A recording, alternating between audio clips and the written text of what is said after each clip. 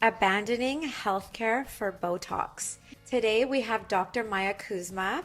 She's an injector at Caviar Skin Clinic in Yaletown. Welcome, Maya. We are so excited to have you. Thank you so much for having me. I'm excited. I love this. I feel like our listeners are going to be so excited and curious to hear about this transition. So, Dr. Maya is a naturopathic physician. She has been practicing for 10 years. 3 years ago, she made the switch into aesthetic medicine from her naturopathic practice, focusing on autoimmune conditions. So let's talk a little bit about that transition from healthcare and treating autoimmune to doing Botox, lip filler, PRP, and all the beauty things. Yeah, of course. I came over to the dark side. The No, beautiful the side. beautiful side. Yeah, for me, it was really just thinking that I was going to make aesthetics a side hustle, which I think a lot of doctors do. They think it's going to be good money. They'll just do it here and there and throw it into their schedule. And that's one way to do it. But I really quickly realized that it is a lot of work if you want to do it well. It needed the commitment that a full-time focus would provide. So wasn't that long before I think I was upping my hours at Caviar and extending my patient Totally. load, and then eventually saying like, okay, this is it. This is what I want to focus on fully. And it felt right for me that there is a really strong parallel between naturopathy and aesthetic medicine in that I think absolutely everything is skincare.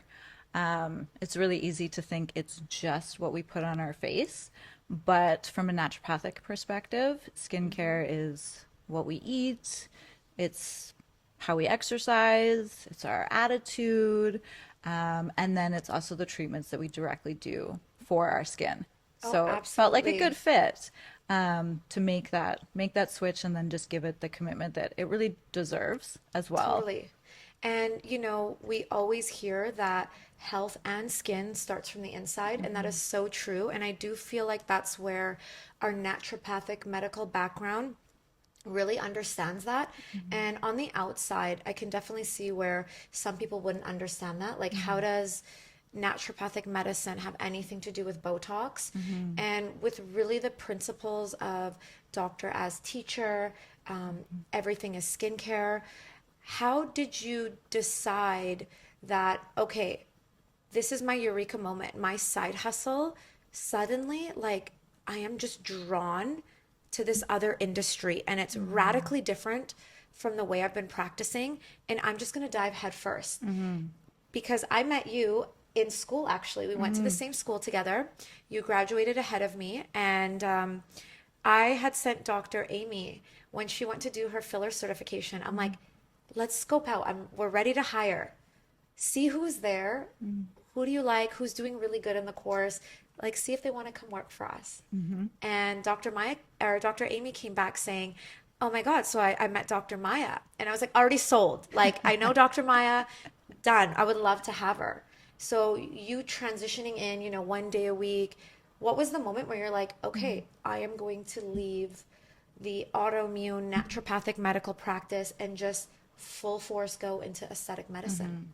I think it was a lot of different things coming together at the right time, but also being open to this idea that I try to take through my life that life happens when you're making other plans. So you can sit around and have this idea of exactly how it's going to go and where you're going to be a year from now, 5 years from now, 10 years from now. But we just don't know what life is going to throw us. So I do try to stay open to what's coming my way Totally. and keep checking in with myself of what feels right, what feels good, what is healthy. And it started to really come up for me that I felt my best when I was at Caviar, when I was doing that kind of work. And then my partner also said, you're a lot happier Yeah. doing that kind of work. And he was really, really behind me with that switch. So it was great to have that reflected back to me, but also know in my heart that something was catching my attention and giving me this new passion that was really exciting. And then being able and willing to go with it and not get stuck in, well, I thought it was going to be this way. I did my residency at the clinic that I was at. I put 7 years in there. It would have been really easy to get stuck in my ways, but Yeah. I was open to what was being reflected back to me and really open with checking in with what felt right and healthy and positive for Oh, me. totally. I absolutely love that. And when you love what you do and you're on the right path, it will give you energy. You will exude it. People will notice that you light up talking about it and it takes no effort. And almost every single one of your conversations will be towards that thing. Like you will incessantly talk about it. People will be like, wow, like you're really passionate about what you do. You'll get feedback from the world and other people that you are on the right path. And that kind of feeds that drive of like, okay, yes, like I do love this and I do want to keep talking about it. So, what was the point where you decided that you wanted to be an entrepreneur? I didn't want to be an entrepreneur. On many days, I still don't want to be an entrepreneur. What a lot of people don't know, especially when it comes to privatized medicine, you just accidentally become an entrepreneur. And we've talked about it almost didn't occur to us that we were going to be small business owners when we Oh, graduated. totally. And it was a bit of a shock to the system that we suddenly realized, oh, we're not going to walk into a business where we have a full patient load. We actually have to build that for ourselves. We have to understand marketing. We have to have an accountant. We have to have very complex taxes. Yeah. All these things that you don't think about when you're just focused on being a doctor. And then it kind of gets dropped on you towards the end that that's where you have to go, and that if you want to do well, you have to become a entrepreneur and have that switch to building your own business while also being a really good doctor. Totally. And, I experienced the exact same thing. So, fourth year, last year of naturopathic medical school, I am just so passionate about naturopathic medicine. I'm not thinking about anything else. I'm thinking about amazing, my health, oh, botanicals, acupuncture. And then they just lay it on you. Hey, just so you know, you're not going to have a fully booked day of patients. And I'm like, oh, I personally hadn't even thought about that. I was just so hyped up on naturopathic medicine and discovering exactly what it meant because I didn't know everything it entailed while I was before I had joined the program, but something drew me to it.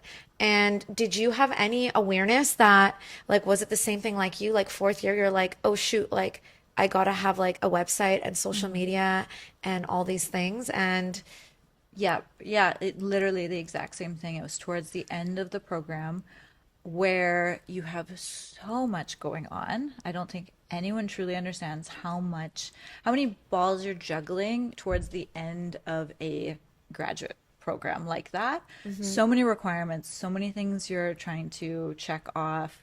You're still learning a lot. You're doing your clinical rotations, you're preparing for your board exams, your licensing exams, you're up to your eyeballs in debt. student debt is so bad, you guys, so bad. The stress of that, you're like, do I eat Mr. Noodles or just get the All of organic that. things from Whole Foods and And just splurge? ironically, I don't know about your class, but a lot of my classmates were really ill because you're just under so much stress and you're so busy for such an extended period of time, that also your health is kind of failing you.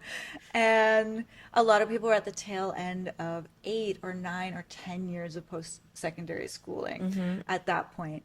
And then, yeah, it's just dropped in right at the end of like, You're like, all these other oh, things that you realize that, I mean, that's a whole degree in itself, is learning how to run a business and learning all those components. yeah. And so even then, even though there was that shock of there is this other avenue that I need to go down and learn a lot. Mm-hmm. I also didn't explore it that much because I was so overwhelmed that I thought, I'm going to go do my residency. I'm joining a clinic that's quite well established. Mm-hmm. Um, I'll cross that bridge when I need to. And luckily, they had a marketing team, they had a website set up, they had a really strong presence and patient Mm-hmm. clientele, and I benefited from that, and was able to start to learn some of those ins and outs of business as I was there. Yeah. But every few months, there'd just be a shock of like, oh, no one is creating a retirement plan for me. Yeah. I have to do that. Mm-hmm. You have to figure out how to pay into the Canadian pension plan. Like, Totally. It's like all who, all these how? things, like, are you charging GST? Do you have to claim GST back? All these things that you're just like, where is everyone learning all of this Yeah. information? Yeah. And it took me a long time to really begin to feel comfortable and confident with some of those things. Mm-hmm. And I actually did some extensive training in financial literacy last year because Yeah. it just hit me that that was an area that I needed to know a lot more about, and no one was going to teach me Totally. unless I really sought out a Mm-hmm. teacher, a program, a course, paid for the Yeah. knowledge. You definitely have to become a woman of many trades, or male, anybody that's in entrepreneurship. I feel like your example is a classic example of somebody that does go to further their education. They do some post-secondary schooling. They have debt. They have things to do. They're following their passion and what they love. And they come out of this not realizing, what about the business aspect? I mean, in naturopathic medicine, there isn't that many jobs waiting for you, and most of the jobs are, here's an empty room, go. And I feel like it could be the same for, obviously, realtors. You can join a team, but it's like, okay, go, you have our name, but go. Engineer, architect, computing science, political science. So what advice would you give to someone else who is a student that in any industry that has just followed their passion, and now it's like, okay, how do I make a business out of what I actually love and I'm drawn to? What advice would you give to them? I would tell anyone who's trying to build success that no one owes you anything. And I mean, even if you're a doctor, it's easy to feel a little entitled that you're going to come out and people are going to care that you're a doctor. Mm-hmm. And it was very humbling, but also very helpful to realize no one cared what I was doing. No, nobody cared. Yeah. I graduated one day and it was great for me. There was a celebration, Yeah. but it didn't mean there were patients at the door. It didn't Yeah. mean that mentors wanted to teach me. It didn't mean that I deserved to be making a lot of money or be successful. No one owed me anything. And I think the quicker you realize that and use it as fuel, Mm-hmm. the easier it then becomes to know what you have to focus in on, um, and you kind of have to get shit done. Yeah. I totally agree with that. And it is true that nobody cares what you're doing. Sure, they can congratulate you and pat you on the back as your friends, as you would do the same, but nobody's seeing, like, watching you like a hawk day to day. You really are your own biggest cheerleader, and your drive really has to come from that internal want and desire, and just knowing that you have a vision for yourself that's greater than where you're at now, and you're just going to figure it out even if you don't know what you're doing right now. You trust that you will figure it out, or just dive right in. Yeah, and I think the older I get, there's something really freeing in that idea as well, that no one cares what I'm doing. Yeah. No one's watching me. Initially, that was like, oh, like no one cares. Yeah. Now I'm like, oh my God, no one cares. Yeah. That's so nice. Yeah. No one cares what weird interests I have. No one is watching me. No one is thinking about me. And Mm-hmm. I think the older you get, the more and more comfortable you get with that. Mm-hmm. The more comfortable you get with yourself. Yeah. And then anyone's concerns, thoughts about you, criticism can also just kind of roll off of you. Yeah, I feel like that's such a healthy outlook, and I feel like it does take age and maturity Mm-hmm. to kind of come to that realization. In modern society today, so many people are anxious, stressed, depressed. They are so in their own heads, as are we at times. I'm not thinking or seeing what anyone does. If they felt they did something embarrassing, I didn't notice, to be Mm-hmm. honest. If they felt like they put out something, let's say on social media, that wasn't great quality or they didn't look their best, I don't notice that. I'm Mm-mm. looking at it so quickly while Mm-hmm. I'm thinking about a million and one other things in my head. Mm-hmm. So it often passes. And the only time I do notice something is if someone ends up saying, oh my God, I looked so bad, or oh my God, that was awful, or oh my God, did you notice my shirt wasn't tucked in right? Mm-hmm. It's like, no, I actually didn't notice. So No. it's in your benefit, best interest to just let it wash off of you. Yeah. Like, no big Yeah. deal. Yeah, people are taking in sort of the overall experience, the bird's eye view. And so if you're not drawing attention to these insecurities, yeah, most people will just go, oh yeah, like love what you're up to, like Yeah, best of luck, keep at it. Like absolutely. generally, I think people are just taking in that wider experience of you. They're not honing in on details, Hmm. and they're certainly not honing in on whatever you thought was embarrassing, or it Yeah. probably didn't even occur to them. And I notice that even with patients, you probably do too, when they come in, sometimes they have this insecurity about something that we're literally being like, where? What? I'm like, you're beautiful. I don't see what you see. No, and part of that is I'm taking in the whole experience of their whole being. So Hmm. for them to notice that one eye is smaller than the other eye, or whatever it is, I'm like, oh, okay, yeah. Like if I really focus in, Yeah. I could see that. Hmm. But day to day, I'm not picking up on that at all. I'm picking up on the overall experience of being around them and of their beauty Hmm. and of their confidence, and their attitude and how they move through life. Yeah, absolutely. And this is one reason why I love this industry. Mm-hmm. Um, I do feel like it is about instilling confidence internally and externally through our interactions, through our beauty procedures. And this kind of reminds me of when I was younger and I read a dating book. I can't remember what it was called. I'm sure many of us have read the same one. And it had said, oh, when you're in a relationship or starting to date a guy, like do not point out your flaws. Don't Mm. say, oh my God, I have a little cellulite here. Mm-hmm. Like they don't notice. Mm-mm. And I think you can extrapolate that to the entire world and not just on the guy that you're dating or in a relationship with or your very close friends. It's, yeah, people don't often notice those little Mm-mm. nuances. And a lot of the time, those little differences are what make you you, and people don't Mm-hmm. see it as a negative. It's kind of just like, oh, you have this cute facial feature, Yeah. and or this is like an exotic, beautiful mark that you have on your face. It's not a Yeah. flaw by any means. And you said something interesting. Let's go back to that. You Mm-hmm. mentioned being in school with all the stress.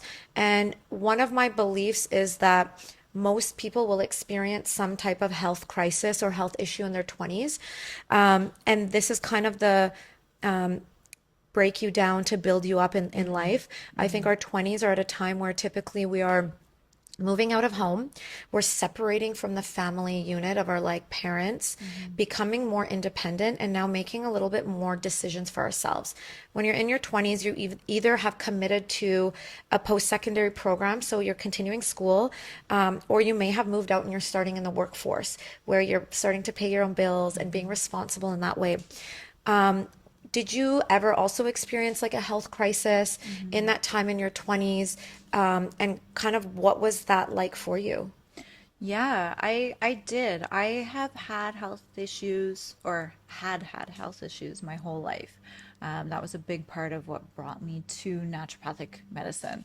So I had challenges that conventional medicine couldn't really figure out, Hmm. and I was lucky that my mom was willing to be weird enough that she, especially at that time, that she took me to a naturopath, she took me to a hypnotist, she took me to Oh, a I love this. chiro. Like Yeah. I went all over the place. I got Reiki, um, and this is early 90s. So that was really, really weird back then. Yeah. But it's only now that I become an adult and think about becoming a mother that I really give my mom props, that she was like, when your child is sick, you will do anything. And it doesn't matter if it seems weird, if you're not getting the answers that you need, you just keep looking elsewhere. So I was really exposed to all these wonderful aspects of alternative medicine early on, and that helped me immensely. I improved a lot, and discovered things that I had to do for my health that would really help. And then as a teenager, I kind of forgot all those things and wanted to just be like everybody else, and stopped doing a lot of the practices that I needed to do that helped me be healthy. And I Yeah. saw that affect my health greatly. Like it really went downhill during high school and university. And I kind of got back on track going into naturopathy school, but then coming out of that, got really sick during my residency. Yeah. And I think for me, I really view that as kind of a healing crisis. It was a lot more related to boundaries and emotional components versus historically, I've been able to really heal health issues with changing my diet and Yeah. exercise.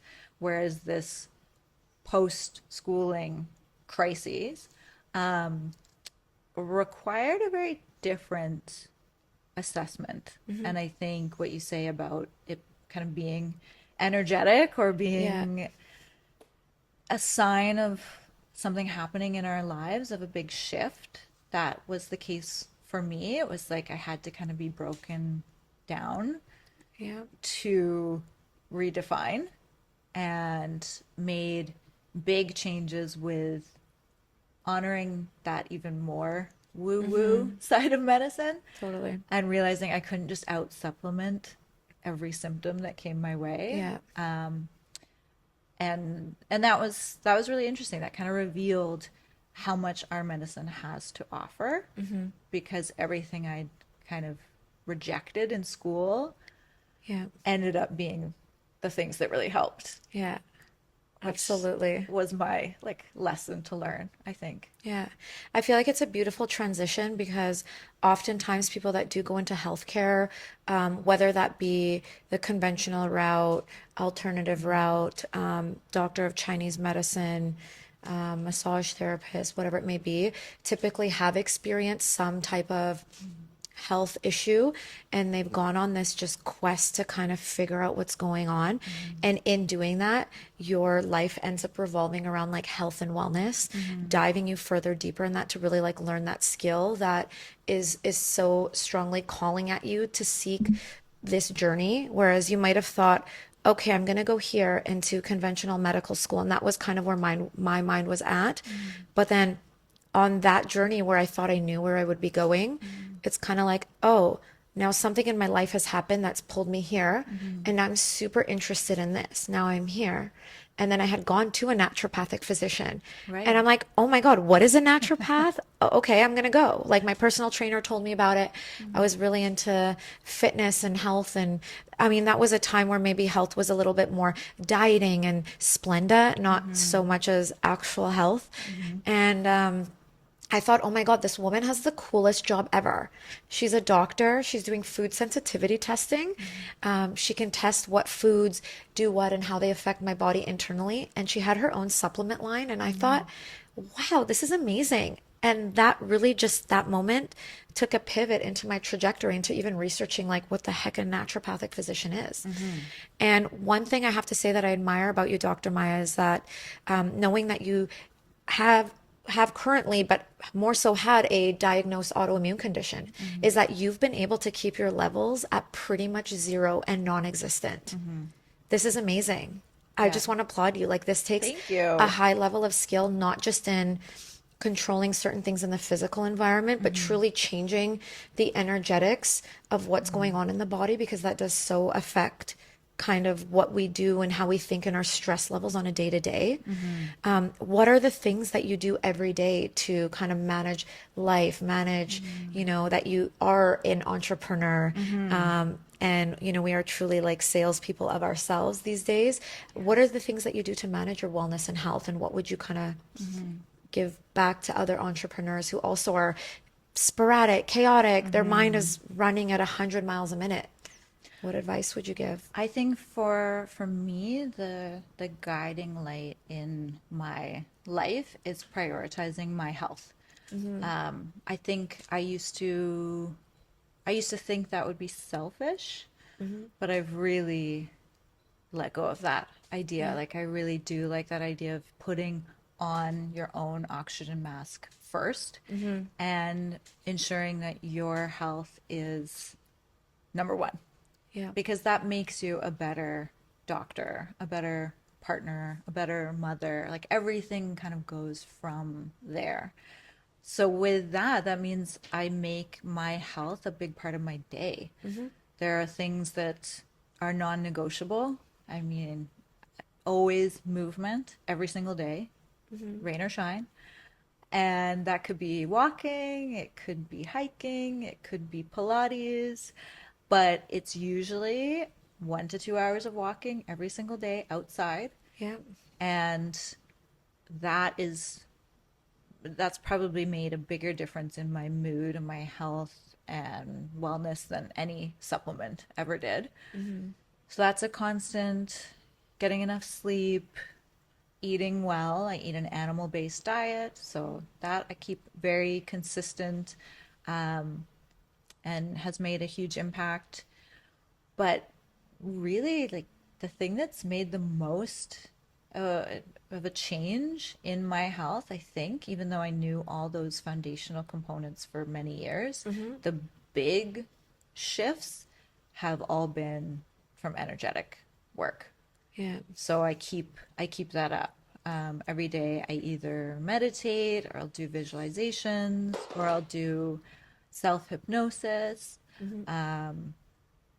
or I'll do journaling, kind of like whatever speaks to me that day. But there'll be something that ensures that I'm working through the emotional aspects of life. I'm working on my mindset because that makes everything else a lot easier as well.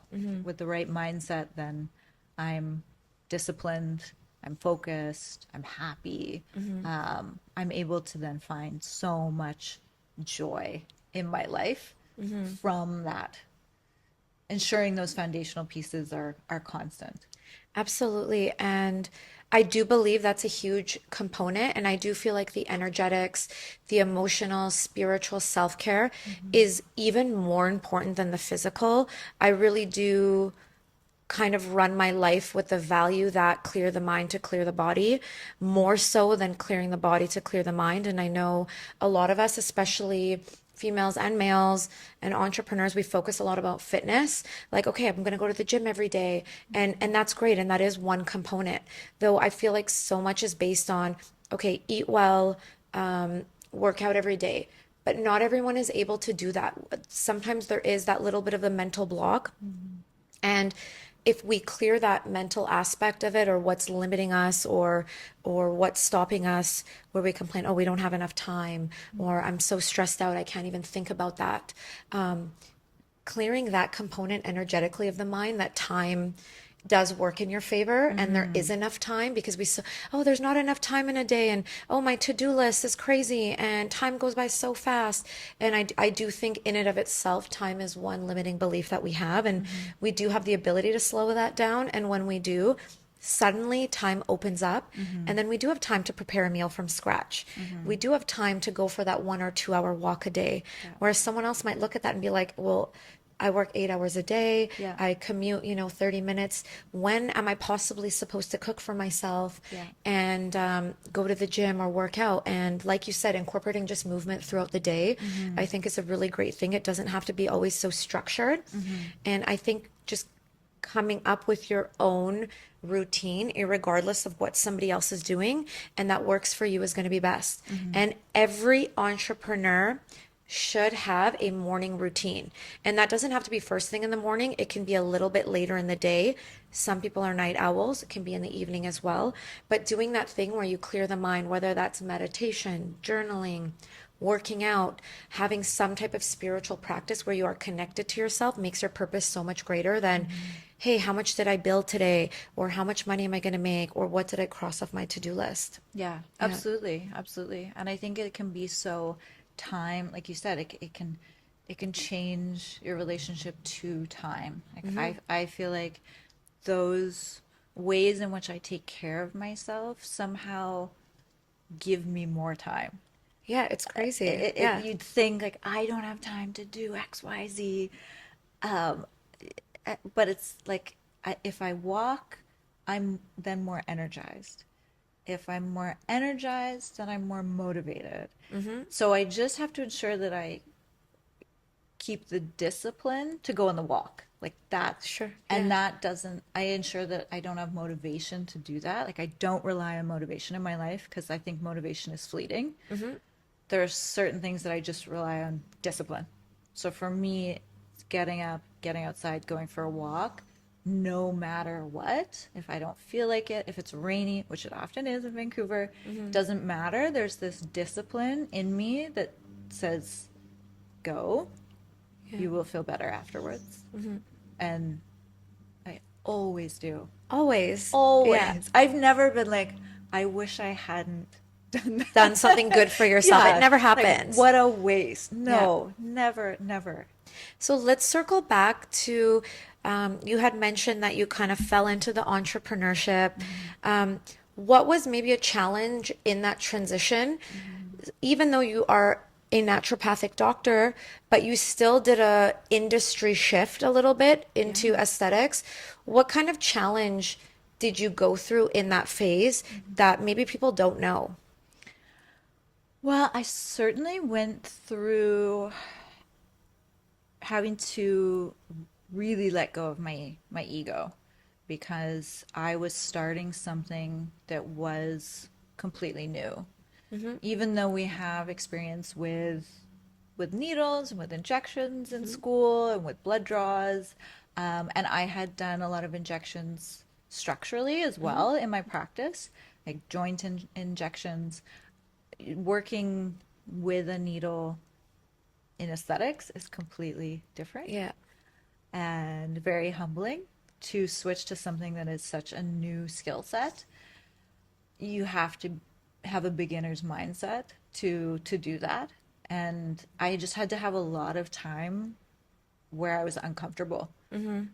and being okay with that, of asking what might have been dumb questions and asking for support from you, Hmm. asking for training, watching extra Yeah. trainings, getting certified, but then going beyond that because the certification gives you the foundation, but doesn't ensure that you're actually going to be good Hmm. at those skills. And I just really tried to be okay with not being very good Hmm. for a while or Yep. not feeling very good. Because Totally. even when you have experiences where clearly the patient is happy, it looks great, you still have this Yeah. sensation of like, I'm not where I want to be. Hmm. I want to be better. I want to be better. And that I let that drive me, even though it was very uncomfortable because Hmm. I had a successful practice too Yeah. before with general medicine. So I could have really rested on that and stayed in that comfort Hmm. level, and it would just been so cozy and not had to confront anything. Hmm. But switching to a completely different industry and a different set of skills brought up all that sort of negative self-talk that Of you have to course. Yeah. assess and look at and kind of Hmm. see where that's coming from to dismantle it. Yeah. Absolutely. And I feel when people look in at people in the beauty industry, or injectors that are doing Botox and filler, it looks so glamorous and Mm, so easy. And truly it's not. You do have somebody's face kind of in your hands, that you do want them to feel so confident. That's why you're there, is to provide a really good experience for them. And oftentimes, a proportion of the women or men that are coming in for these beauty procedures, they'll notice a 1 millimeter difference. And they are the ones that are looking at themselves in the mirror. So they look at themselves more than I see them in their once every 6 months appointment. And they'll be like, it's 1 millimeter up here. I need one drop here, one drop there. And I think the discomfort of being like, okay, like, no one, someone might not be 100% happy, but I'm willing to just hear their feedback. Or in my mind, I did a great job. Yeah. What is the feedback that they have as well? Yeah. Or they're telling me I did a great job, and I'm still, my confidence level hasn't caught up to what the skill and the execution is. Yeah. And those are like three different factors that every entrepreneur, which are learning new skills every day, Yeah. really has to catch up. And that's really that kind of mental, emotional, spiritual component that I so strongly value. And I do believe that that's a huge part of success. When that catches up, really your practice begins to flourish. Yeah. At what point did you notice in your practice and kind of transitioning into the new world of aesthetics, did your practice start to flourish? Because it takes time to build a clientele in a new industry, new clinic, Yeah. new location. What was that kind of moment where it was that eureka, like, okay, it's just things are happening, and Yeah. I'm like laying back and watching it happen. It's Yeah. not like go, go, go, do. How many Yeah. patients do I have? I think a big shift happened for me when I was actually kind of able to take my foot off the gas. I've noticed a direct correlation to how much I'm softening in my role and how much I'm kind of becoming open to success versus trying to muscle my way through it. It's sort of like feminine versus masculine. I think when I'm really rigid, that affects my day to day, that affects my clientele, that affects the energy I'm putting out into the world. Whether I like it or not, I will get direct feedback that shows me I'm trying to strong arm my way through life too much. And I might even get a signal in my body of pain, of tension, it just highlighting my attention to this is not the healthiest way of being in the world, versus when I really soften into that role of the doctor as teacher, nourisher. I nourish myself, and then I then have the capacity to nurture others, and then that turns into drawing more patients towards me, working more with the type of people that I want to work with, having positive experiences. And it's like this upward spiral where it's happened so many times. And this wasn't like once that it happened and it just blew up my practice. It's like Yeah. it ebbs and flows Yeah. constantly. And it has my whole time in this field that what you're doing and how you're showing up will be reflected back to you. It's like the wounded healer thing as well. Totally. As long as you're wounded, you keep attracting people who show you where you haven't healed yourself. Yeah. But it can work in a really positive way. That when I'm working on softening, honoring my beauty, building my confidence, I then draw in people who are really open and excited about nurturing their body and building confidence. And it's a really positive experience that way. And how much better is it when you realize you're attracting the type of patients that you would love in your practice? And, obviously as entrepreneurs, it's like you want to say yes to everyone.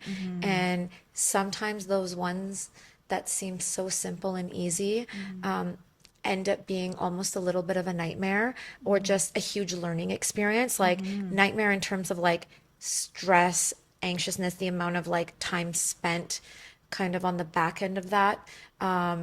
create a lot of that. So Yeah. when you are in flow, it's kind of you are saying and having that boundary of like, yes, this is kind of what I would like to receive, Mm-hmm. and no to that that doesn't serve me, or is not in alignment to the type of practice that you're trying to have. Mm-hmm. What would you say in terms of kind of entrepreneurs that are in that state right now that are like, I want to say yes to every customer, every patient, Mm-hmm. everyone that walks in, and kind of just having this more laid back attitude. What is a kind of useful tip that you do to kind of make that shift a little bit from Mm-hmm. masculine doer, go, go, go, sale energy Mm-hmm. to just, okay, I'm going to treat those that kind of come towards me. How do you kind of Mm-hmm. make that switch? Is there something you do on a daily basis? Yeah, I would say every day. It starts with me, the attitude that I have towards myself. The Mm-hmm. more compassion I have for myself, the more nurturing I do of myself, I then go into the world with the capacity to help others. And I feel that. I feel that in my presence, that I then walk into a visit and I know we've got time. I'm not rushed. I'm not chaotic. I can feel like our time together expanding in a way Mm-hmm. that makes me really present and really grounded.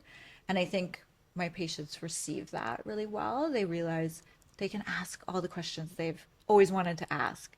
I'm not going to rush them out the door. We can do extra numbing if they need it. Mm-hmm. We're not going to do anything until they're comfortable. Mm-hmm. It makes me a better provider to take that same care with myself. Mm-hmm. So I'm really gentle with myself. I'm gentle with my insecurities as Mm-hmm. well. If I'm looking in the mirror and I'm scrutinizing myself, I really try and shift that. And a lot of that, I think, for women is with our bodies. Mm-hmm. I don't look in the mirror anymore and go, "Oh my God, I need to lose," and that used to be so focused on just shrinking myself down into Mm-hmm. this what might be most well received by other people. Mm-hmm. And I've shifted a lot of my self-talk with that I look in the mirror and I try and really just notice, Mm-hmm. where have I built things? Where am I getting stronger? Mm-hmm. Can I embrace curves? Can I lean into Yeah. being a bit heavier than I once thought was okay? Mm-hmm. Um, and that has helped me really feel like a woman. Yeah. So let's talk about, I love that you have this feminine aura in the workplace, which is so commonly is kind of a masculine um, energy. I mean, we do work at Caviar Skin Clinic, which is pink and it's all about beauty. That So very helps. feminine in nature. Though a lot of the business aspects and hats that we wear are Mhm. masculine in the workplace. How do you balance that with your home life and in your relationship when you're coming home from like a super busy full day, and now Mhm. how do you turn that off and then kind Yeah. of give your partner attention and kind of focus on your life outside of Dr. Maya, Mhm. and injector and beauty injector? I think, I mean, the biggest health hack in the world is to choose the right partner. I can't overstate that. I have had relationships in the past where being a doctor was clearly upsetting for them for their own reasons. Brings out Brings insecurities. out insecurities. There are certainly relationships where success can be threatening. Um, and then there's just, that's a whole issue to deal with that would add more stress to my plate. I've picked a partner who is my biggest cheerleader and also knows that I'm not a doctor at home. Yeah. So he's like, go, be, Yeah. do, build whatever you want. And also, if you don't want to work much and you want to stay home and have kids, stay home and have kids. It's like he's not attached to my success. Mm-hmm. But he also encourages it, Mm-hmm. and he has his own success that is where he fills his cup. Um, and he's really good at encouraging the ways in which I need to nurture myself Mm-hmm. after a day's work. Mm-hmm. So if I come home and I start getting distracted and doing things and jumping into, I got to do this and I got to do that, he's like, go have your bath. Because he knows It's like, that's okay. how I reset. So he's like, go have your bath. And I go and I have a bubble bath every day after work. And he knows that's when I just have to be left alone. Mm-hmm. And I'll come out clear and I will have left the day behind. Mm-hmm. And then we don't talk about work that much Mm-hmm. either because it's like that's part of our lives and it makes us who we are, but it's not where we connect and build our home Mm-hmm. on either. Um, so that's a real shelter as well. Yeah, I love that. A feminine reset with a bubble bath daily. Yeah, one of the hacks that I do is I do drive to and from work, and in my car in the middle console, I have a couple different lip glosses in there, and I have a couple different perfumes, like the little sample size. So even if I did wear scrubs that day to work or a regular outfit, as I'm driving home, I will do a little bit of gloss. I'll spritz myself with a little perfume because in the clinic I don't wear any perfume. Mm-hmm. We try to be scent free, and that way I just with the texture of the lip gloss, the smell of the perfume and the senses, I've kind of rebalanced that I'm gonna go home and I'm into my feminine and again leave kind of work at home and Mm-hmm. not let it be the thing that I incessantly talk about with my partner. My partner also has a life, he also has his own successes. And sometimes when you are an entrepreneur, it kind of becomes the thing that's like your world. Like you talk about it with your friends, you talk about it with your partner, and then your whole world is kind of built around this. Not that there's anything wrong with that. If that works for you, great. Though for me, I did want to have a strong component of family home life, and that's a huge value to me. So a time where we can just like shut that off and Mm-hmm. just have fun, just sitting around, Mm-hmm. even playing board games or doing the like simple things and just not being in that kind of masculine mindset, Mm-hmm. boss babe energy, go, go, go all the time, Mm-hmm. because it's so easy to be in that high energy. And Yeah. just like a bubble bath can be a reset, spritz of perfume or whatever, something as the reminder that you have this like sensory experience, which is very Yes. feminine in nature, to kind of reset you. Yeah. Yeah. Yeah, I had a mentor who always washed his hands in between patients, and he was working with really challenging health concerns and chronic pain and a lot of mental health, and it was heavy and important work, but he was very, very grounded. And it always amazed me that he just moved through life in such a joyful and grounded Hmm. way. But I noticed as I worked with him that he had really clear boundaries around when he was done with a patient, like washing his hands. Hmm. When he had lunch, he left the clinic. When he was done for the day, he was gone. Like it just was very clear that his job was important and valuable to him, but he was not only a doctor. Hmm. I think if we identify so strongly as just that role, Hmm. it's a really, it can become a really unhealthy weight that we end up carrying. Totally. And I've had the lovely pleasure of meeting this mentor as well, who is also a clinic owner. Mm-hmm. So, as someone who's a clinic owner, of course, you can be working Mm-hmm. 24 hours. And one thing I noticed I had shadowed him when I was a student in naturopathic school, is that every patient would have just the most amazing things to say about him. Mm-hmm. Like, oh my God, this he helped me change my life and really helped me get out of pain.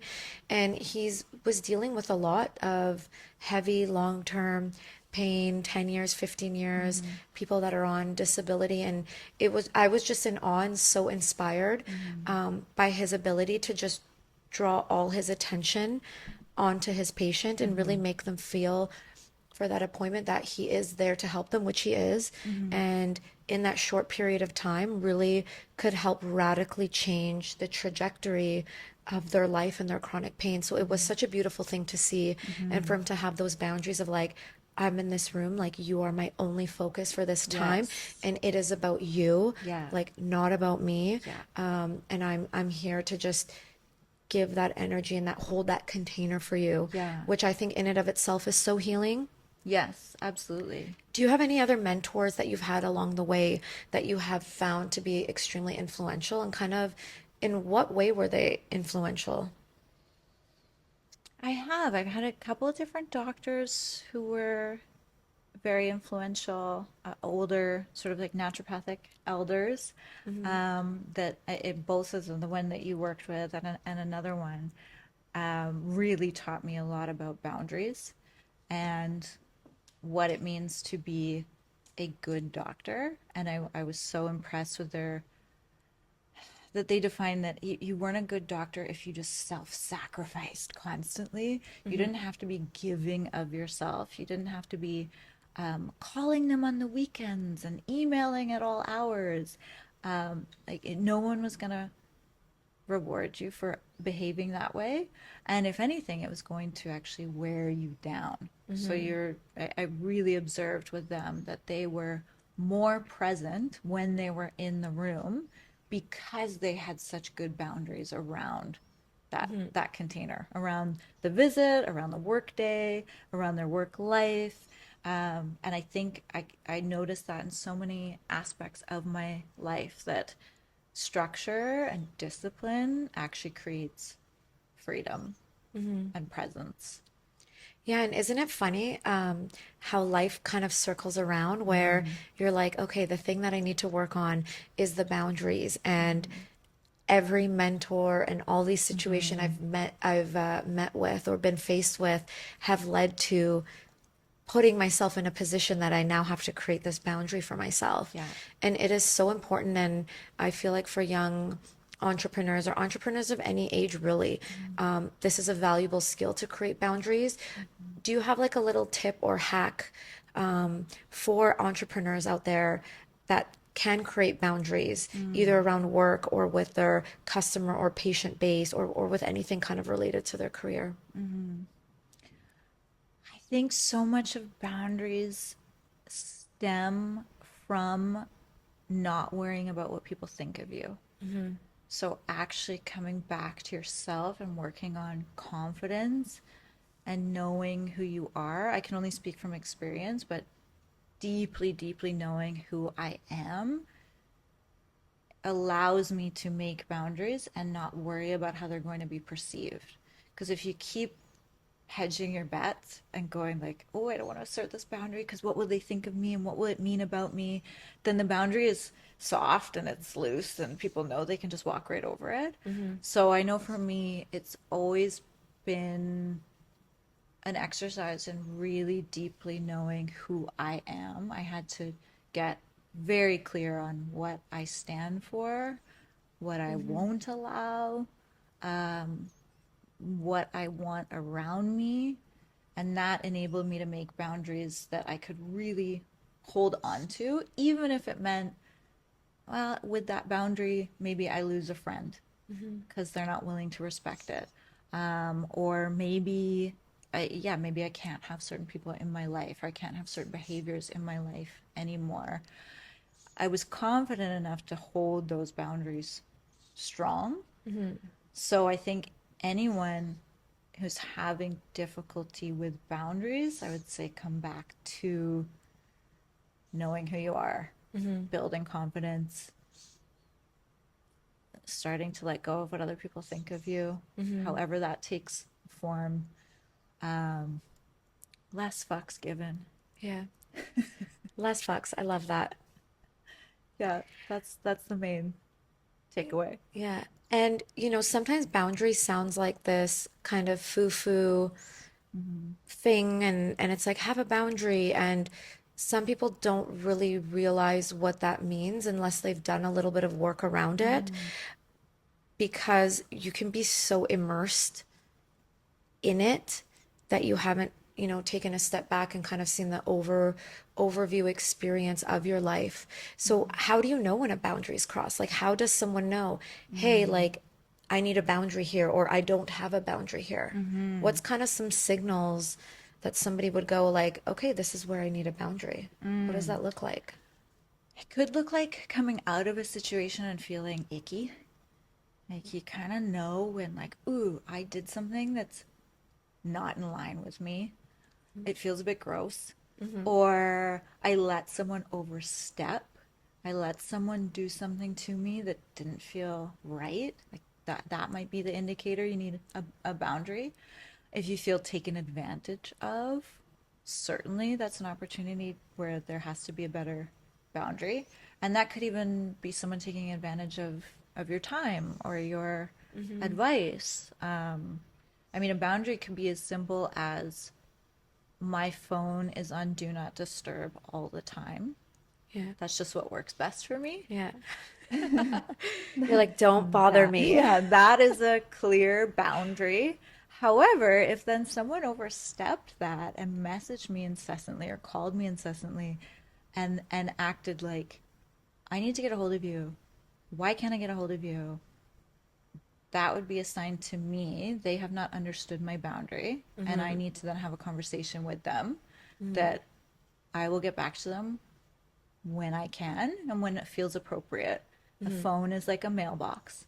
Leave stuff in there. I'll check it when I can. Totally. Oh my God, I hope I don't bombard you ever, but No, sometimes I I'm mean, in a zone and I'm just even like, if you did, my phone's on do not disturb. totally. So I will check it when I have the Yeah. capacity to do so. So that's also a sign for me. If I'm checking it too often, Yeah. I start to feel icky because I'm like, I've put a boundary here that I will only check it when I have the capacity to do so.